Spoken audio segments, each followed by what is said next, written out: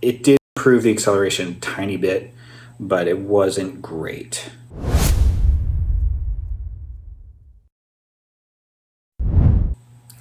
What's going on, everybody? Welcome back to Make Stuff Better. Today, we're working on the Granite because I'm having some issues. In the last video on this, the acceleration wasn't great.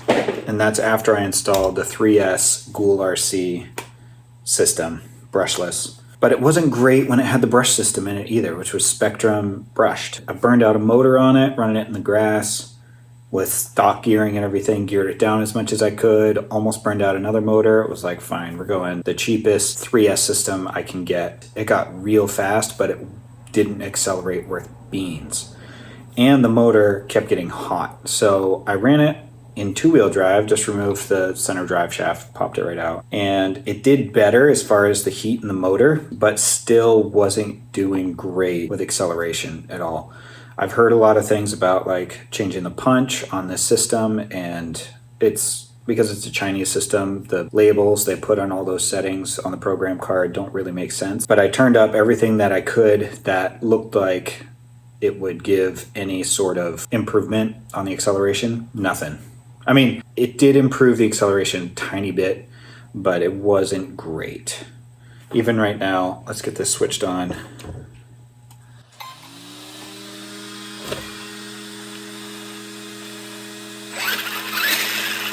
So I'm gonna give it full throttle. Takes a second for it to get up there.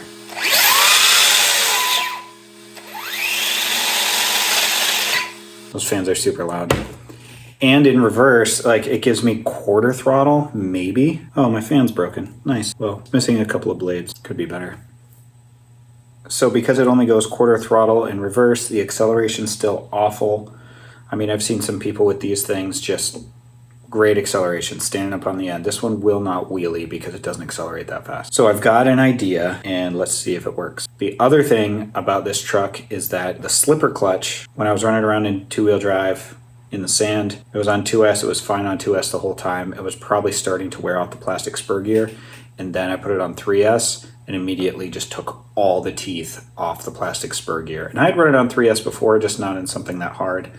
And yeah, whatever teeth were left on the spur gear, just stripped them all off. So I got a new aluminum, might be metal, or steel. Of course it's metal. I got a new spur gear and slipper clutch, and the slipper seems to be causing some problems. So I want to take a look at that and see if we can increase the strength of the slipper clutch a little bit also. Let's get into it.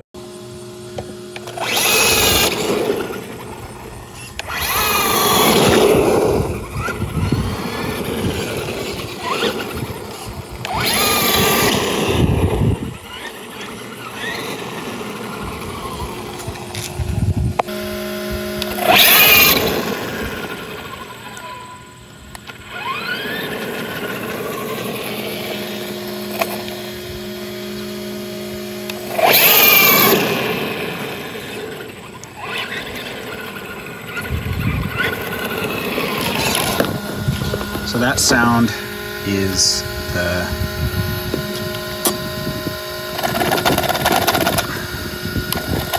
and we're getting crazy amounts of cogging, but the sound is the slipper clutch just doing that. So I've got to figure out how to tighten it, I guess, unless there's something wrong with it, like the clutch plate in there is just completely worn out. This is the part about taking this truck apart that everybody hates.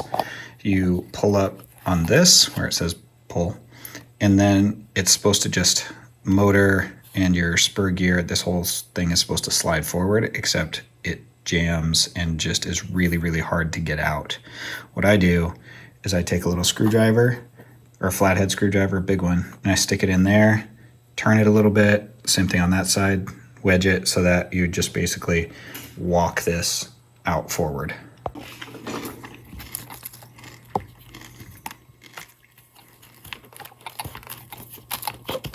That's that side, in here, that side.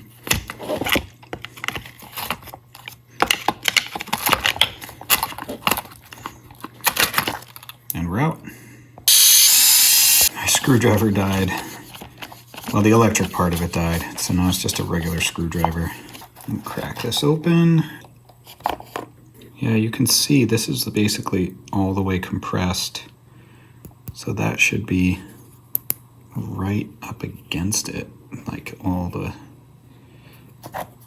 I can't get a good enough grip on that. So the slipper clutch feels warm, but I also didn't run it very long, and I'll be interested to know if there's actually a clutch plate in there. The day that this stripped out the spur gear, okay, there we go, look at that. I'm turning the nut on this side, and it's all slipping. Like the nut isn't even unthreading, it's just slipping. Oh, now it's unthreading. But it was just slipping around the slipper clutch, and that's not ideal. So let's just check the condition of the slipper clutch. Maybe it needs to be cleaned. We'll see what's going on here. So we're about to experience this for the first time together. I haven't had one of these apart yet. Seems like the whole system's pretty simple.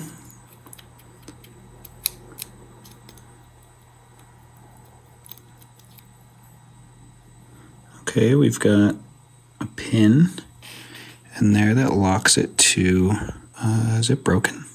No, well, I don't know yet. Okay, pin is out. That's your clutch plate. There is some debris on there. It looks like it's just a plastic ring. It doesn't look like there's an actual clutch plate. Is that how they build these? That would be interesting if it is. This, I think, isn't supposed to be like that. And this one looks deformed, so I'm not sure what happened here, because I don't think I even ran this thing that hard when I first put this clutch plate in. This is dirty. It looks like there's grease or something on there, and maybe it's from the bearing. Not really sure. This black stuff here does just come off. So what I'll do is I'll clean this with some brake cleaner and wipe it off really well. Same thing with that. And this doesn't slip inside of here, so I don't need to clean that. It just locks in because it's a hexagon. That'll definitely help the acceleration, but that wasn't what I was running into before. So we'll get this put back together and see what we can change.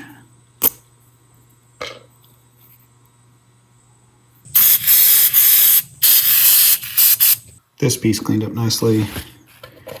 This feels better, and because this black surface doesn't really seem to, maybe it does interact with it. Maybe those are the only surfaces that do interact with it, and that's why it's all dirty. Figuring this out as we go along.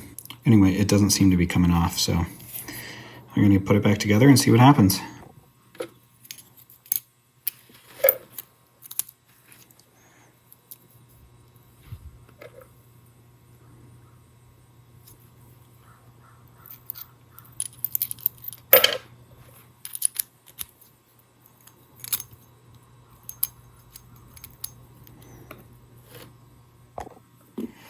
I figured it out, guys. This, because this piece is broken and this one's all warped, you can see that it's not a flat surface there. The reason for that is because you put this into there and then that little pin, and when you tighten this down with your nut, it's trying to pull this out from that little pin, and that's what pulls this up against there, like that. So that is not supposed to be broken for sure, and that's why it's not gripping properly, because it's really only pulling hard on one side. This is a real shame. Maybe I can just buy this piece. Maybe I can put a stopper or something on this end, so that's not pulling on the pin, it's pushing on something else. I've got it. This is exactly what happened. You've got the bearing on this little sleeve here, and then you've got your slipper disc and clutch plate that go in there. This goes around that way, so it goes in. Then when I slide this into place, tightening this screw compresses this piece onto the spur gear and compresses the clutch plate. The problem is when this broke, so that piece broke out and then this side got elongated. So now that little piece there pushes on that collar and will only let it get so tight. And then the other side's allowed to get a little tighter, only sort of, and you really only have pressure on one side of your clutch plate. So what I'm gonna do is drill a little hole 90 degrees to this and sock it down and see what we can do. At the same time, I'll grind off that little nub so that's not interfering anymore. This might last, it might not. I might have to buy a new one. I don't think I'll have to buy a whole new slipper assembly. I can probably just get this piece.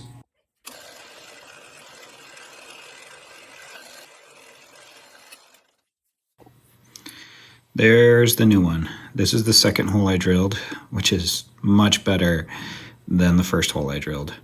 Wasn't completely in the wrong spot, but because you're drilling through these little teeth here, I went too fast and it just kind of, as it came through, the outer ring just pushed off to the side. So if you're doing something like this, take your time. I went really, really slow with this one and literally came out perfect.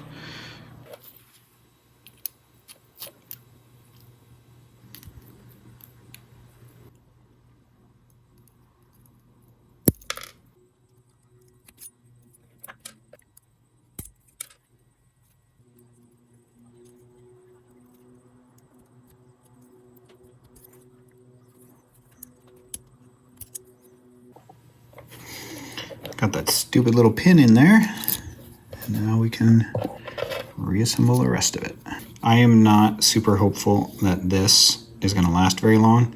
It is just aluminum. Maybe they make a steel version. If you can get your hands on one of those, that would be ideal. I do know that if I had run this any longer or tried to make this nut any tighter, the whole thing just would have blown right off it. So let's get that on somewhat tight.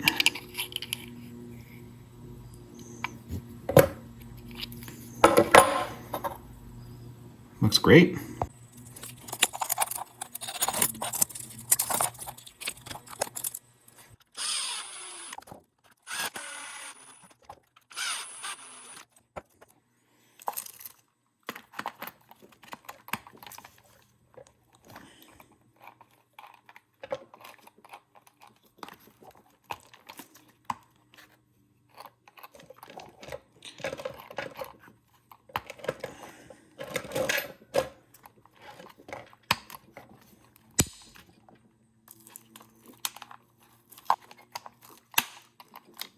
Something that I found that works really well is as you're trying to take this piece and lock it into place, you need to spin the shaft so that those splines will line up and go into each other.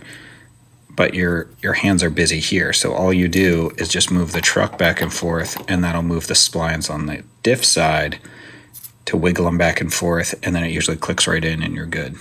Let's see if we fixed it.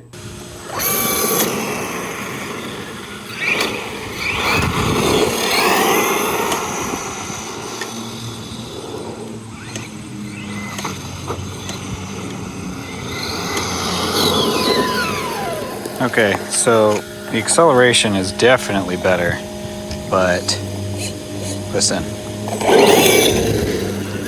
Yeah, the slipper clutch is giving up a little bit, which I guess that's what it's there to do. But I want this thing to wheelie.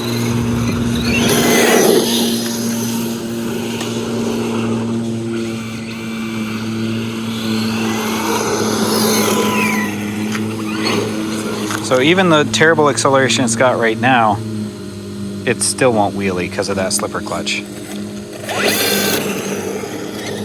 You see it start moving and then you hear the slipper clutch giving up. So I'm sure I could tighten it a little bit more. It might still be the interference of that slipper clutch disc where the spline is going into the bushing. Those could still be interfering with each other. And so no matter how tight I make it, I might never get there. All right, so this video is long enough.